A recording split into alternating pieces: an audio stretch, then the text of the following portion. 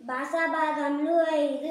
1 నామవాచకము, 2 సర్వనామము, 3 క్రియ, 4 విశేషణము, 5 అవ్యయము.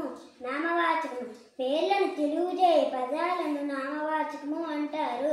ఉదాహరణ: లత, అరటిపండు, నాగావళి, ముద్దాడపేట, నెమలి, చెట్టు. సర్వనామము నామవాచక పదాలకు బదులుగా వాడే పదాలను సర్వనామము అంటారు. ఉదాహరణ: ఆమె, అతడు, నేను, మేము, అది, ఇది, అక్కడ, ఇక్కడ, వారు, వీరు.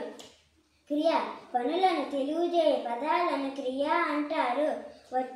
ఉదాహరణ: వచ్చారు, తిన్నారు, రాసింది, చూశాను, విన్నాడు, చేసింది.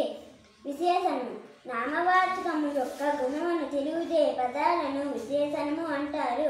ఉదాహరణ: తెల్లగా, అందంగా, పచ్చని, నల్లని, కోపం, పొట్టిగా, తీయగా, గట్టిగా. అవ్యయము లింగ, వచన, విభక్తులు లేని పదాలను అవ్యయము అంటారు. ఉదాహరణ: అయ్యో, ఆహా, ఓహో, అబ్బో, శబాష్, బలిరే.